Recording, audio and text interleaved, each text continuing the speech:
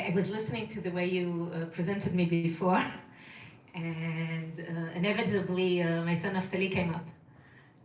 He was kidnapped by Hamas and murdered 11 years ago. And I was sitting there thinking, so one might say to themselves, so that's why she's here. And the truth is, that's not why I'm here. This notion of growing out of pain and the classic different choices that people grow out of bereavement and loss and pain, it becomes part of your identity. But for me, over time, it's been extremely important that that would not become my full identity. And when I'm here, I'm not here on behalf of Naftali. I'm here, let's say, as part of the rest of my life. I try to learn and teach Torah.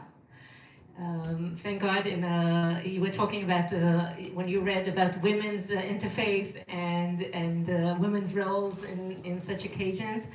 And we live in a world where the world of Torah too was open to women.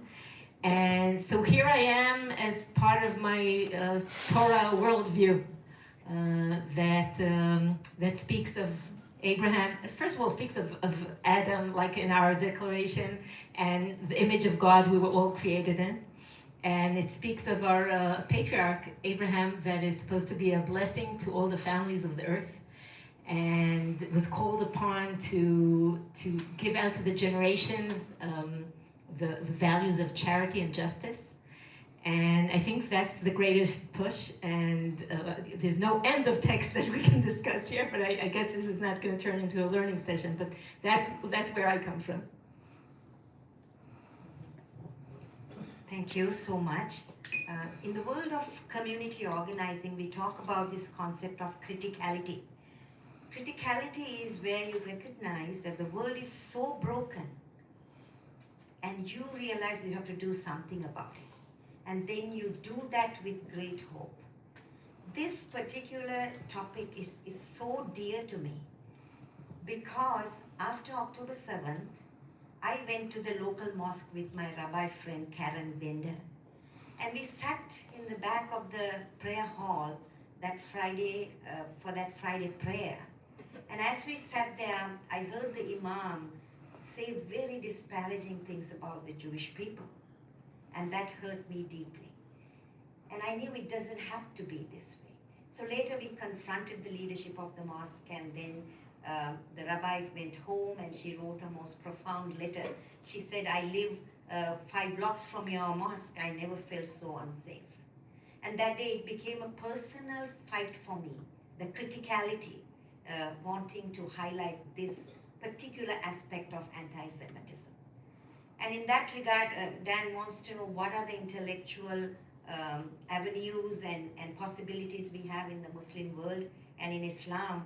I say to begin with that anti-Semitism is anti-Islam. We have to remember that. Because Islam contains deep intellectual, legal and ethical assets that when drawn authentically can support reconciliation and coexistence. So let me begin with the concept of Ahl al-Kitab. We are people of the book. And I think Rabbi Yaakov gave a different interpretation. He said, we are not just people, we are families. So that tells us that there's so much potential in the Muslim world to work towards this particular resolution, using Islam as a foundational stone to solve hate and anti-Semitism. And I know the Imam, the Sheikh will also talk, but I also want to talk about Hifz al-Nafs, sanctity of life. That is one of the first pillars of the Sharia, which has been distorted by a political Islam. And we have to claim that. Because life is sacred. Quran 5:32 equates saving one life equal to saving all humanity. So we have to remember that. And then the core principle of Islamic legal theory is policies that are judged by the benefits versus the harm. life outweighs political ambition. And then finally, ijtihad. If things go wrong, we Muslims are expected to come together and debate that. And there's a lot of hope that moving forward, education will be really critical. And we hope to start that journey, reinforce it with the community that we are building here. Thank you. Thank you. Good evening, everybody. I would start with the question, like, why do we even need religions? Why do we have that? If we talk about religions, of course, for good, so what is it for? And I'm not going to give a whole intro to religious philosophy here, but basically, religions are here to actually help us cope with our evil inclinations, with our yatzara, to not submit to our natural desires, but actually educate us to go and to elevate ourselves beyond or above that. And everything that religion speaks about, usually they speak about something because it exists in human beings. Like there's no prohibition on painting pink cats, right? Because nobody cares about pink cat. There's nothing about it. But our prohibitions against stealing and lying and raping and all kinds of evil things that apparently people have, we all have this in us, those evil inclinations. And religions are here to educate us to go about that. So on the hopeful side, there's a piece in the Quran which corresponds to a piece in the Mishnah. It's Surah Al-Ma'idah, Surah 5, verse 32, and Mishnah, it's Mishnah Sanhedrin, chapter 4, the first verse, first Mishnah. Mishnah is the second most important text in Judaism after the Bible. And it says that he who kills one soul, it is as if they killed all of humanity, and he who saves one soul, it is as if he or she saved all of humanity. Now it's there because there is an inclination for violence in people. There is an inclination for murder in people. So all religions teach us against that. But the problem is, so this is the hopeful side. The problem is that there are people who take religion because religion is power. Because as we heard this morning from Sheikh Khalid Awad, some evil rulers use religion to get legitimacy in the eyes of their people and not serve God, but serve their own inclinations, their own desires for power, for money, for women, for honor. And they use religion, they use religious symbols, they use the power and energy of religion to serve themselves, and people buy it, unfortunately. And I think that our role, so that's the less hopeful side of it. But what does give me hope is to see leaders like the ones sitting here, the ones we meet. In my job, we meet them on a daily basis. We need to expose more people to that, who are actually trying to understand the real essence of religion, and without fluffiness, without, it's all about peace and love. No, it's not peace and love. People are difficult, we have evil things in our hearts, but we need to deal with them. And religions can give us a tool to deal with that. When I see people fighting for that, that's what gives me hope. Yeah.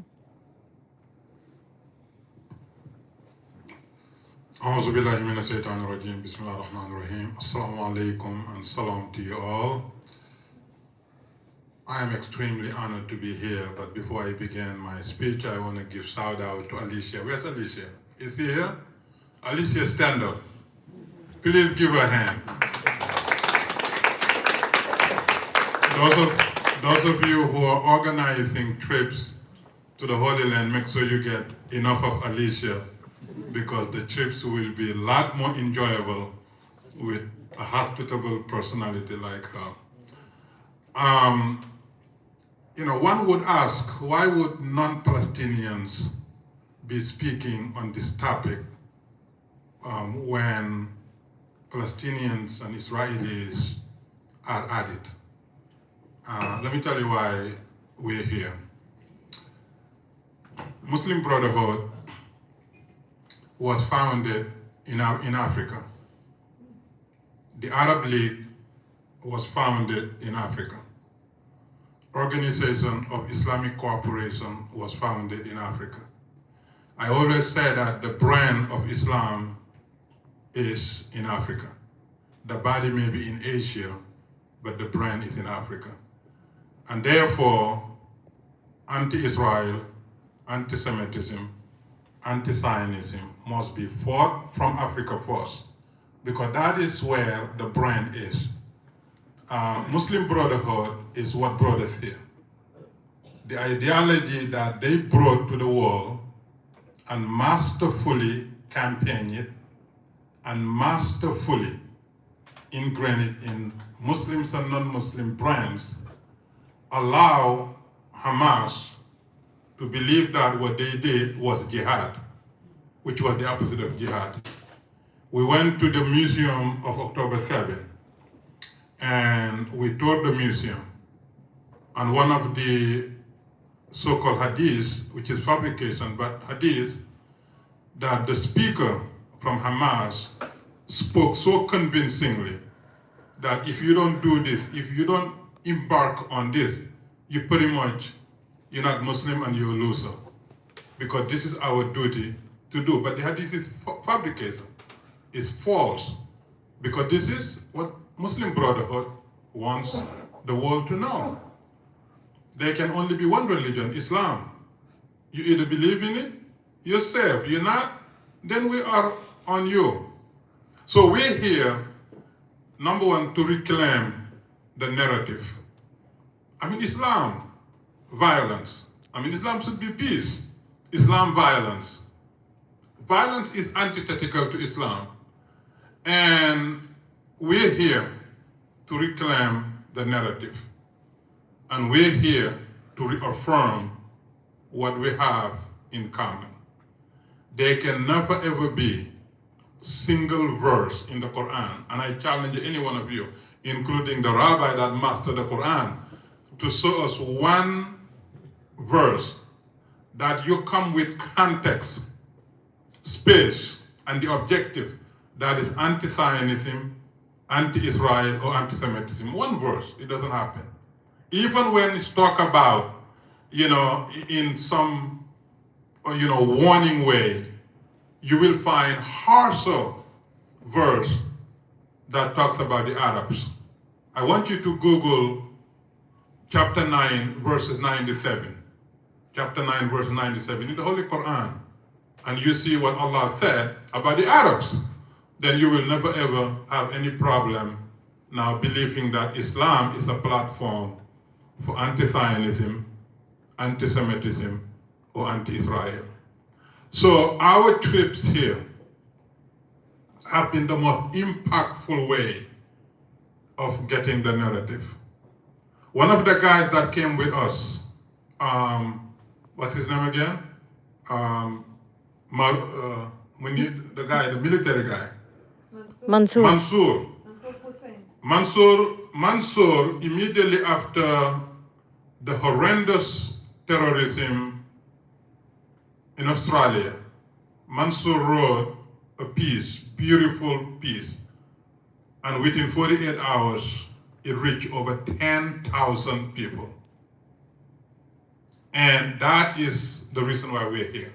We're here because we want to make sure that the Muslim world that is 100% ignorant about Israel, 100% ignorant about Zionism, and almost 100% anti-Semitic. They don't tell you that we're anti-Semitic, but they really are anti-Semitic.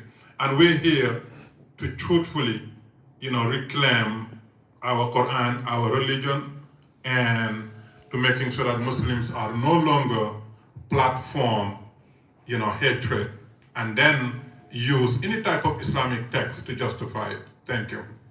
Thank you, sir.